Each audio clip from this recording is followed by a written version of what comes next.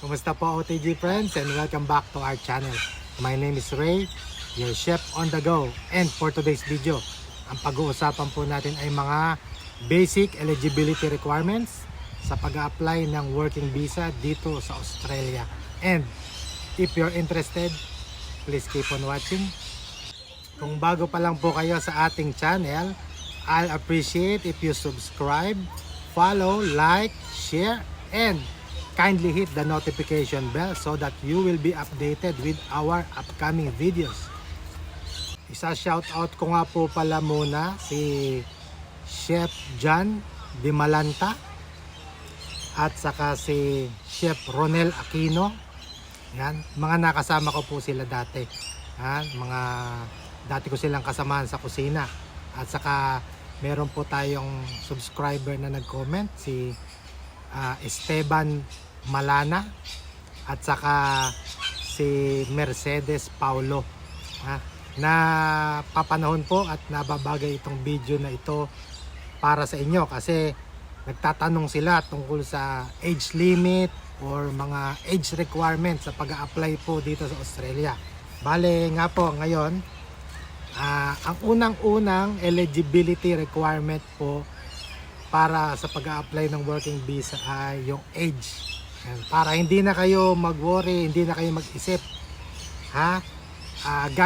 Ito po pinag-uusapan natin dito ay temporary skill shortage visa o yung TSS visa. Nakalagay po, galing po ito sa IMI website.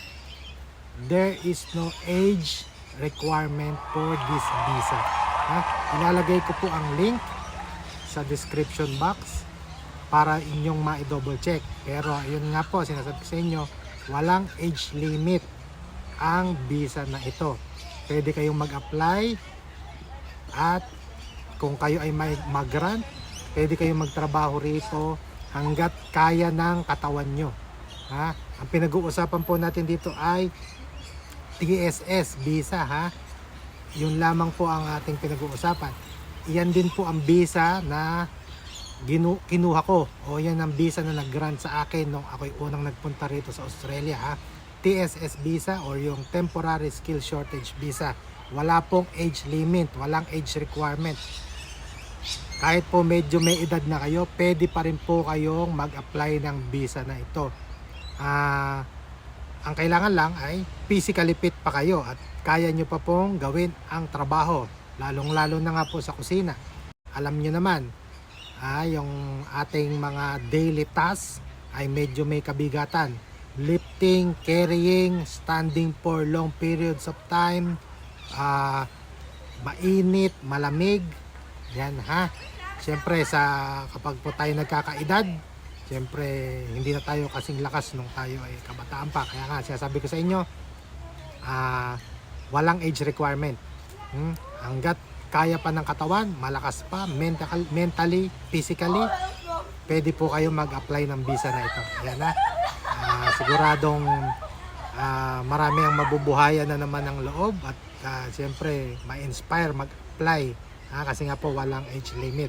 Ngayon, ang number 2 po naman na requirement ay yung tinatawag natin na kailangan po ma-demonstrate ninyo yung inyong skills and experience necessary to perform the nominated occupation. Kailangan po ma-prove ninyo na meron kayong taglay na skills at saka experience doon sa ina-applyan nyo. Halimbawa nga po, katulad yan, mga kusinero, chefs, kusinero, pastry, and bakers. Kasama po dyan. Kasama po yan sa mga in-demand jobs dito sa Australia. Ayun po, isa po sa occupation natin ay kinakailangan nating dumaan sa mandatory skills assessment. Ayun po, dito ma-assess yung ating skills base sa ating experience nga. Sila po ang mag-a-assess. Ngayon po, dito naman sa pag-a-assess nito, may dalawang assessing body rito sa Australia. Ito po yung tinatawag na TRA or yung Trades Recognition Australia at saka po yung BET Assess. Yan po yung dalawang assessing body na alam ko. Sa mga susunod na video, gagawa po tayo ng video tungkol dyan.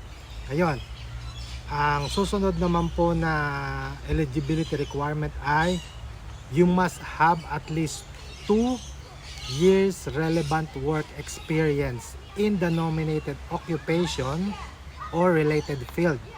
Ayun po, yun ha. Kailangan po at least meron kayong 2 years na experience. Yun lang po ang minimum na requirement sa Australia. Kung mas mahaba ang experience, mas maganda. At least mapapatunayan nyo, maipuprove ninyo na talagang kayo'y qualified. Pero sabi ko nga po, 2 years lang ang nakalagay sa website na hinihingi nila. Ngayon naman po, marami po kasing nagtatanong kung yung kanila daw po experience ay pasok. Ayan nga po, katulad nitong sila ate, sila kuya, ang experience nila ay DH daw po sila. Meron dito na Quality Assurance Inspector, mayroong Factory Workers, Amusement Park Technician, yung mga ganyan, no? Bale, kung sa mga chefs and cooks, pastry and bakers, yun po, mayroon akong idea. Pero yung iba pong other na occupations, bibigyan ko po kayo ng tip dito nyo i-check sa ANSCO. Ito po yung Australian and New Zealand Standard Classification of Occupations. Ilalagay ko po yung link, nandyan i-check nyo po dyan, hanapin ninyo yung occupation. Lagay po rito sa kanilang website na work experience gained in a related field would involve tasks which are the same or closely related to those of the nominated position you intend to work. Diba? Sinabi na nga po rito na related field at saka po closely related to those of the nominated position. Yun po, sana nagkaroon na kayo ng tip doon. Hindi naman kailangan eksakto. Kung maipoprove ninyo, kasi mag-apply lang po kayo. Magkakaroon pa naman ng skill assessment at saka may proseso pa naman para malaman. Hindi natin malalaman kung hindi nyo susubukan. Kaya po, apply ng apply, submit, continuous lang po ang submit ng application. Confident naman kayo na applyan, subukan nyo po. Tapos, i-prove nyo sa kanila na kaya nyong gawin yung ina-applyan yung trabaho. At saka nga, sabi ko nga, kung related naman sa ina-applyan ninyo. Yun po. At saka nga po, ang pinag-uusapan natin dito ay yung base sa aking experience at saka yung aking ni-research na isineshare ko sa inyo. Ang susunod naman po na importanteng eligibility requirement ay English proficiency.